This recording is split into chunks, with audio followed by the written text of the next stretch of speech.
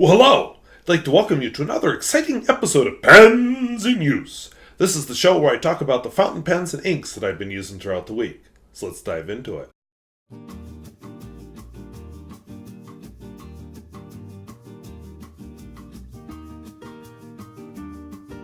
If videos like this interest you, where I talk about fountain pens both new and old and at all price points, I would invite you to subscribe. And a few random topics coming up. How's the weather in your neck of the woods? I had snow this week. But first, let's take a look at the pens. From left to right, first I have more information since the last time I showed this pen. This is a Salz Conqueror. Hopefully with a review coming, not soon, but pretty soon. This is a Soviet EXC pen, so it's a Soviet fountain pen from the 1980s. I'm planning to film a review on that once the ink level goes down a bit and I can show the filling mechanism better. This is an Esterbrook pen. I think it's appropriate since I have an Esterbrook Estie on the hook here. This is an Esterbrook SJ. This is a Kreuzer pen. Another review I think I'd like to film soon. I want to get a whole bunch of reviews batch filmed, along with some first impressions. Esterbrook Estie, a first impression I released last week, although I don't remember when I filmed it. I guess not too long ago. Platinum President, which is interesting. A comment actually asked me about comparing the Platinum President to the Esterbrook Estie, and it was interesting because I had the same thought, so I thought, hey, it's not just me we having this weird thought. A Sailor 1911 Realo. Another one that would be interesting to compare to the Platinum President, so here it is. An Inoxcrom Caravel 1920. And my review from this week, an Ero Mottled Purple and Black. So those are the pens that I'm using this week. As always, I'm going to record the writing samples in my Bomo art journal. So my first pen is this Saul's Conqueror. I couldn't find the name Saul's on the pen anywhere, but after some research, that sounds like that's what its name is.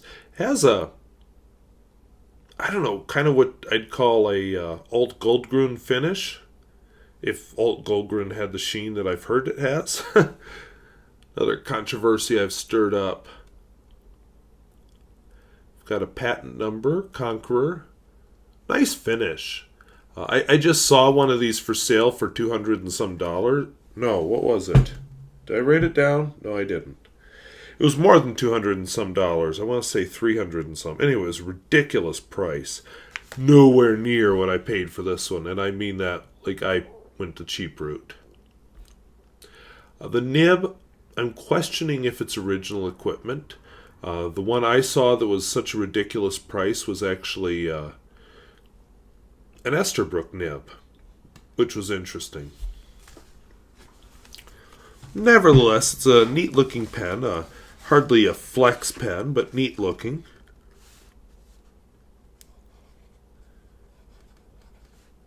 Part of what's holding me back is that nib. I would kind of like to know the story behind that nib.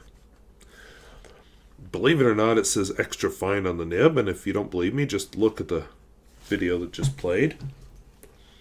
And the ink in it is Robert Oster.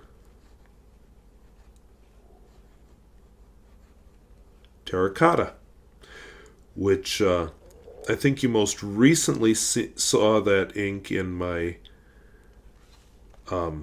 Parker, drawing a blank, Parker Sonnet, sorry.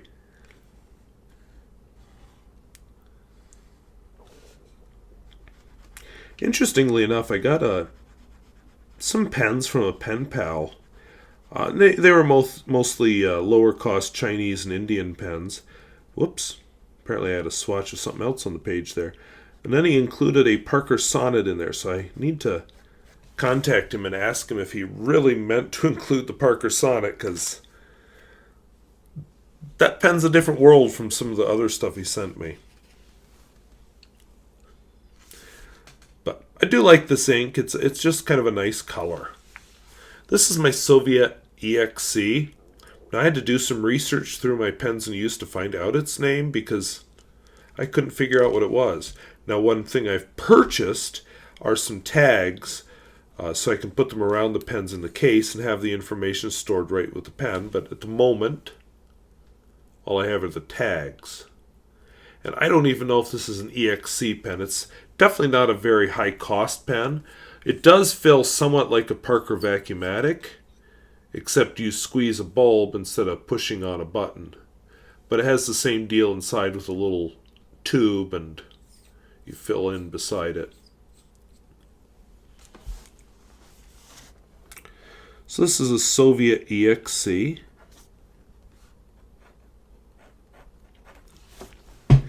I still find it difficult to find information about these pens. And the ink in it is a Herbin. Sort of a yellow color. Ambre. De Birmanie.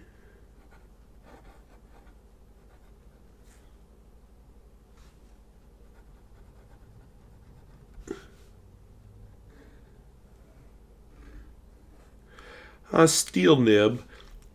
It actually, I think, punches above its class. It's, not a flex nib or anything, but I think it's a...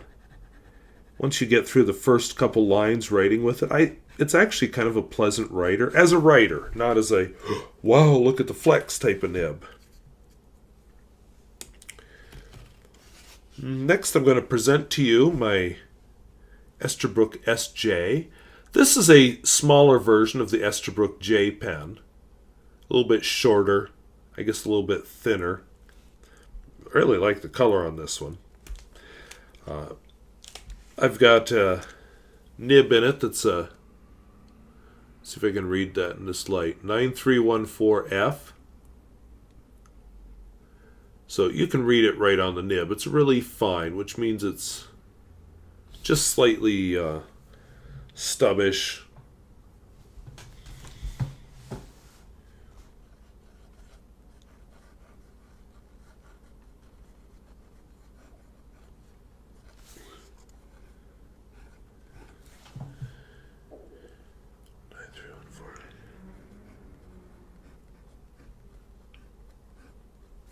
The ink in this pen is Colorverse.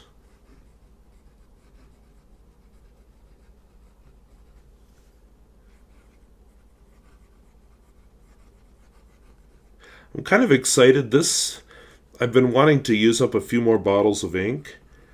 This one doesn't do anything one way or the other for me. So those kind are probably going to be the first ones I use up. But, it's... I was looking at it and I really had trouble filling this pen.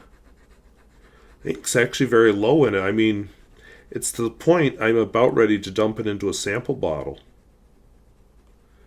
So I'm making good progress on this ink. Another one I'm making good progress on is my Noodler's Apache Sunset. Just kind of exciting to get a few inks gone, not to be replaced.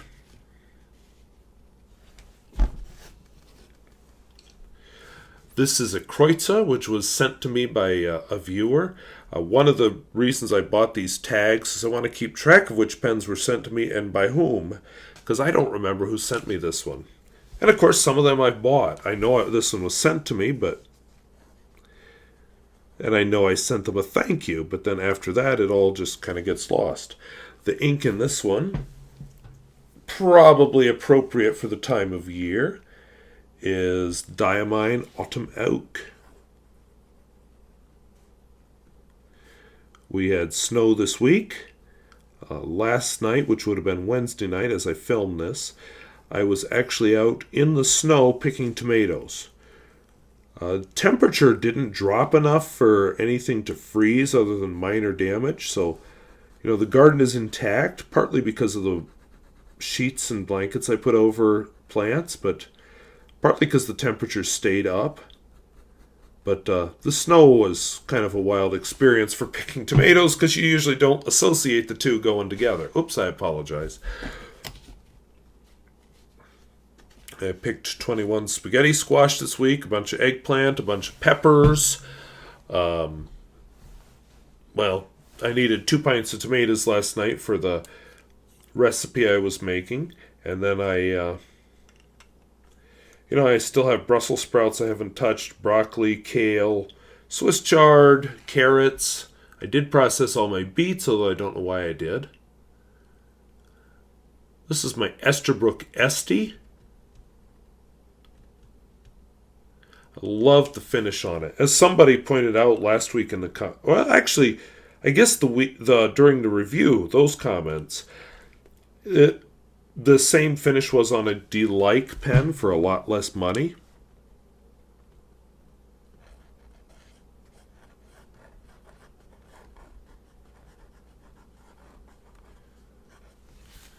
But the pen didn't interest me. This one interested me not for the nib that was on it, but I loved the idea of a cartridge converter filler that could use the vintage Esterbrook nibs. Now this nib is flexible-ish, but it's definitely, it suffers from ink starvation after I write too long with it. This one is a 2048, which is a flexible extra fine falcon. The ink in it is KWZ Iron Gall Gold. And one thing I'm noticing, this had a nice golden hue when I did the original video, but now a few days later, not so much. It's just kind of that color and then it dries. So I don't know what that means, but I bring it up as a point of interest.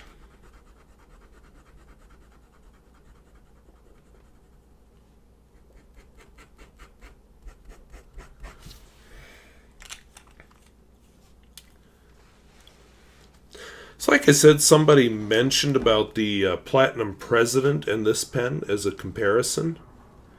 You know, this Esterbrook is a little bit longer. It has less trim on it. They're both cartridge converter pens. And, you know, I'd say they're close to the same size for what it's worth. I love being able to write with the Esterbrook nibs, but I will say I still would give the edge to the Platinum President.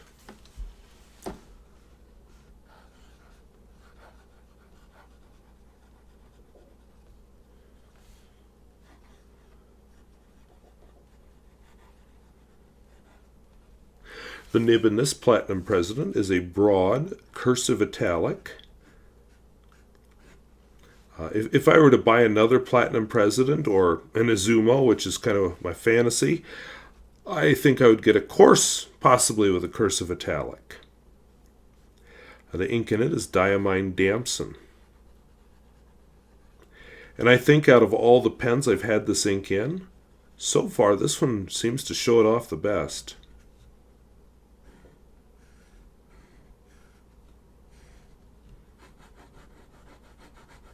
And this is a very wet pen in its way. I don't know if I'm going to have it in next week's Pens in Use. Which, by the way, will be a Pens on the Road, because I have a meeting over the weekend, and we'll be on the road. I'll save my destination for a surprise. I wouldn't have time to visit anybody there anyway, because it's going to be a horribly busy weekend. Actually, I might have 2 weeks of Pens on the Road in a row.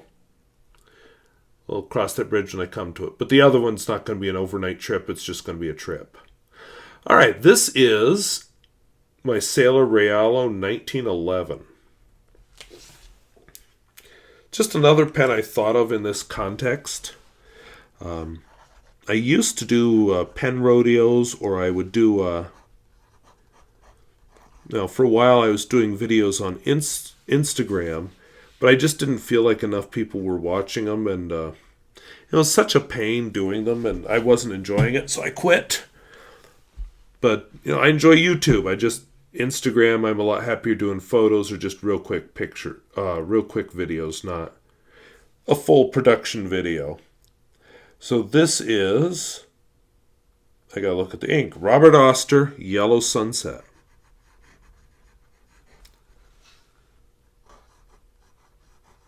You have trouble with any of your yellow inks, they're usually on the pale side, and people have trouble reading them. But they are pretty, and they are very happy. If we're going to ascribe emotions to a color.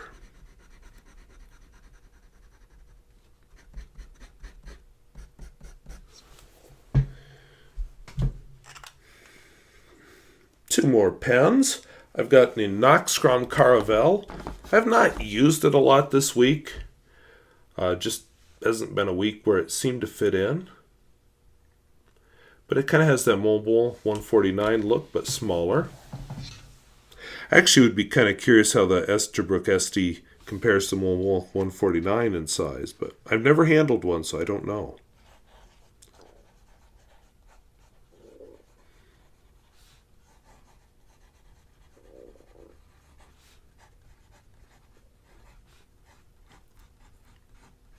The ink in this pen is Noodler's.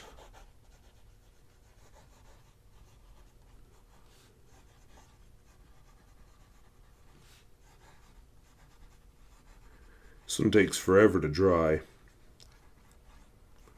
which is a complaint I've had about several of the Noodler's inks.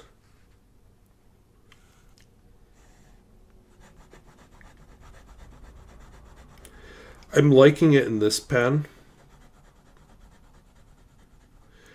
But a pen that's too wet, it just doesn't seem to work well.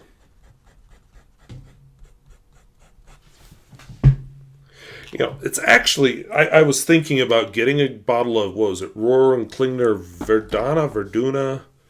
Anyway, they're true green color. But then I started writing with this, which I have, if you've been following this channel for a while, I haven't done in a long time. And just like, no, I think I got her. Now, when this one runs out, this is a color I would replace. We'll see if I replace it with this brand. I may look for that color in a different brand. And finally, this week's review. Finally able to set the Ero controversy in my past and move on to new controversies.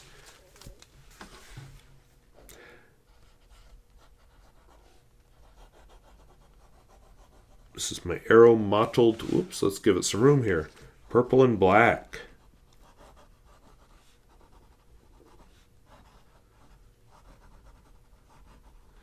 The ink in this pen is Callifolio Violet.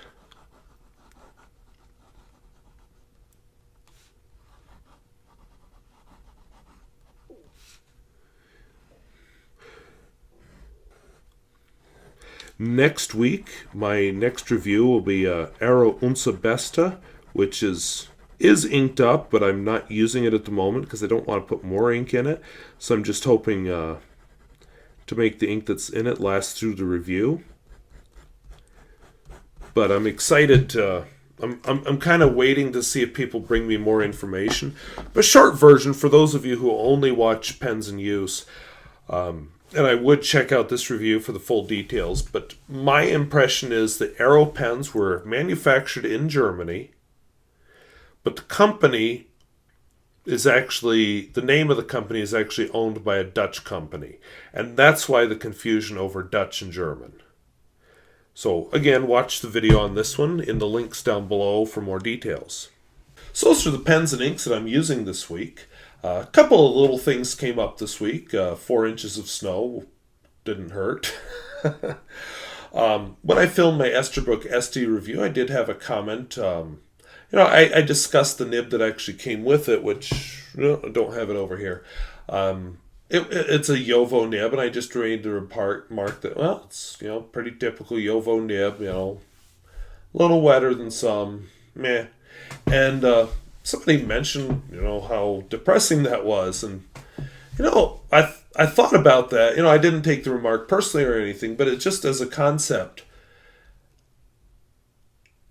We have to think about sometimes our own mood is contagious. If you're enthusiastic and happy, other people are enthusiastic and happy. If you're angry all the time, you can bring that out in other people. If you're belligerent all the time, you just bring it out in other people.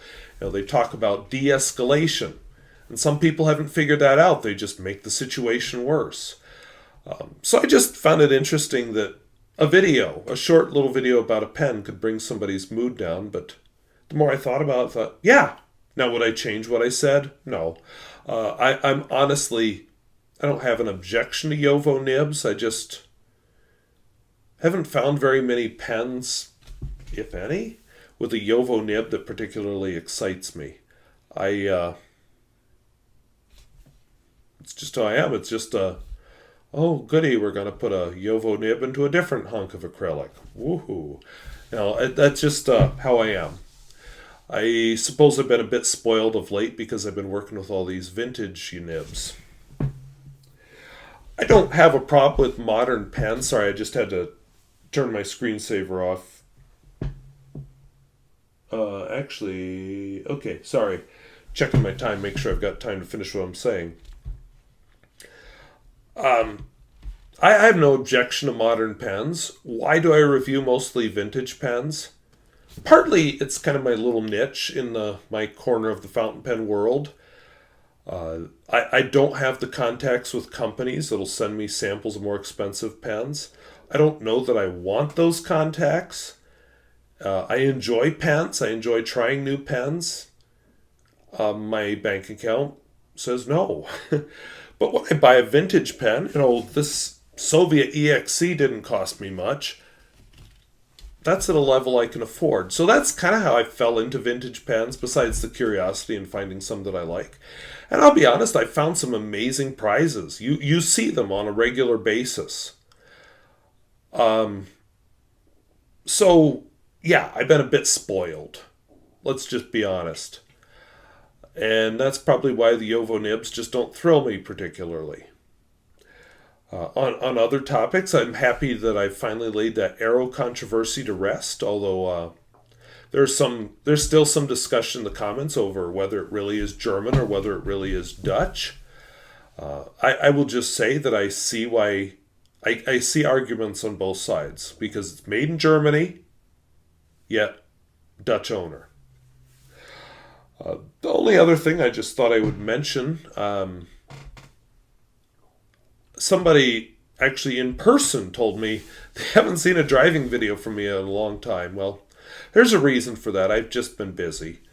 I am driving. Like I said, I'll keep the destination secret for now, but I am going to be driving to a class related to my computer science class this week. That's where I'll be all weekend, is at this destination.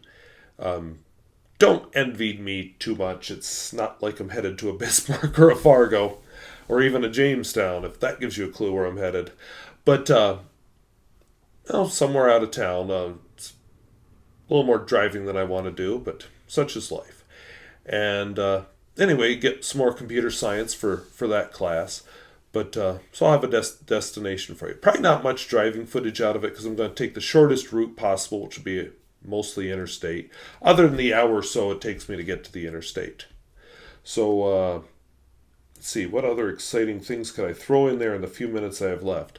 I actually don't have much to throw in there.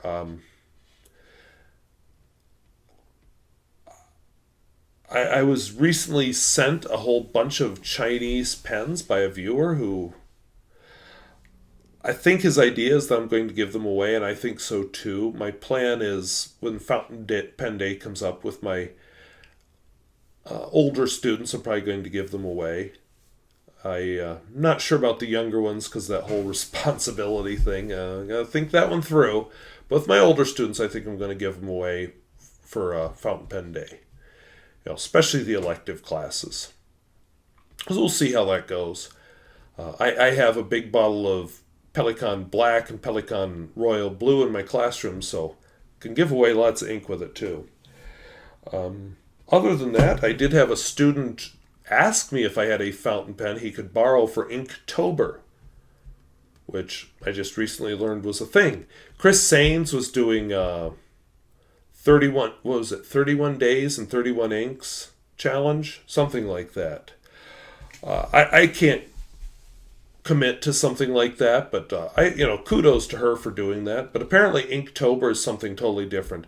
I guess you do artwork every day based on different themes. So he wanted a fountain pen to do it. So he got a cheap little Schneider fountain pen that I had that was going to be part of my giveaway. So I'll have to remember that I gave him one. But he just wants to borrow it, but we'll see. Hopefully he'll fall in love with it and want to keep it forever. Okay. Talking way too long, so I had to restart that camera. I just mentioned one other thing. I was talking to a student today, and he mentioned that he'd seen my one of my early videos. I was like, oh, okay. And then he says, you used to be a lot younger. So thank you, Captain Obvious. And I don't know, I remember the time when I was the teacher who wore a tie to school every day just so he wouldn't look like one of his students. I'm still that teacher in my brain, but I suppose the physical aspects are a little different from that. I don't know. But anyway, those are the pens and inks that I've been using this week. I'll add again that if you have any information on Ero, in addition to what was in that video, I would really appreciate hearing it in the comments. And if videos like this interest you, where I talk about fountain pens, both new and old, and at all price points, and yes, I still have my bit tongue from when I did the video on Wednesday, but it's getting better. All price points, I would invite you to subscribe. And if you have information on Ero pens, in addition to what I've already shared, I'd love to hear it, because I plan at the very last possible minute to film a video review of the Unser Beste, and I'd love to include that research in it. In other news, how much snow did you get this week? I heard in my comments as much as 18 inches in some parts of Alberta. So I guess I'll be glad it was only 4 inches here. And I'll be glad we didn't get the freezing temperatures to go with it. So, yeah, and do videos that affect your mood. You know, my opinion is, if you're going to do a review, you can't shy away from your negative opinions, even if it bothers other people. But at the same time, realize that you do have power over people's moods. So thank you for watching. We'll see you later. Bye-bye.